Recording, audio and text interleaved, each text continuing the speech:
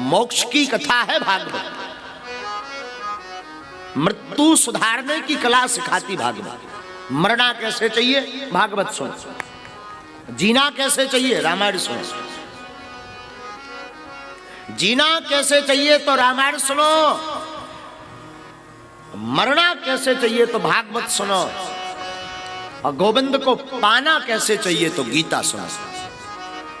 हाँ, तीनों में मिलना भगवान को है, पर सिद्धांत अलग अलग है। तीनों में वैसे सब रस भरे हैं, पर भागवत मरने की कला बढ़िया सिखाती है। और साधु जी कहते हैं अंत भला सो सब भला। जीवन चाहे जैसे गुजरा हो, मृत्यु बढ़िया हो जाए क्या कहना। वो कैसा है, बड़ा प्यारा भाव है ना, श्री गंगा जी का तट हो, जब प्राण तन से निकले।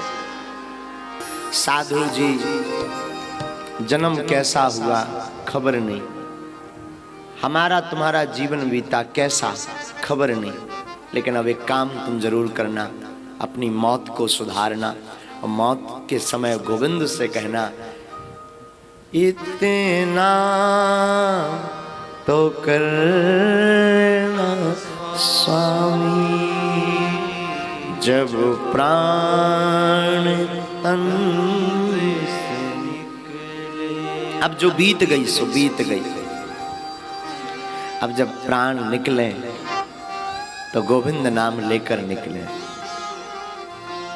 नारद जी यही समझाते भक्ति को। उस सत्कर्म की चर्चा के लिए नारद जी सनत कुमारों को पास जाते हैं। सनत कुमार हरिद्वार में श्रीमद् भागवत कथा प्रारंभ करते हैं, और कथा गा ही रहे थे कि उसी कथा के मध्य में भक्ति देवी अपने दोनों पुत्र, गंगा द्वार समीपे श्री भक्ति देवी अपने दोनों पुत्र आहा ज्ञान और वैराग्य को लेकर के प्रकट भई, और ताता थैया करके धूम मचाने लगी। और देखा कि सबको स्थान मिला, पर हमारा निवास स्थान क्या है। तो सनत कुमारों ने कहा भक्ति देवी जो यहाँ पर कथा श्रोता बैठे हैं उनके हृदय में जाकर के तुम बैठ जाओ। उसी दिन से आज तक भक्ति देवी जो जो कथा सुनते हैं उनके हृदय में आकर के प्रतिस्थापित हो जाती हैं। इसलिए रोज कथा सुनो। सदा सेव्या श्रीमद् भागवती कथा, यस्य श्रवण मात्रेण हरिश्चित्तं समाधि। सदा भगवान की कथा सुनने योग्य है। नारद जी ने जब प्रत्यक्ष प्रमाण देखा कि जिन ज्ञान वैराग्य को जगाने के लिए हम इतना प्रयत्न करते रहे वो जगे नहीं। गीता पाठेर मुहुर्मुहुः, इतना गीता का पाठ सुनाया पर उठे नहीं। पर धन्य है भागवत की कथा, भागवत के मधुर मधुर श्लोक, कि श्रीमद् भागवत कथा को सुन करके ज्ञान और वैराग्य दोनों की मूर्छा अवस्था खुल गई।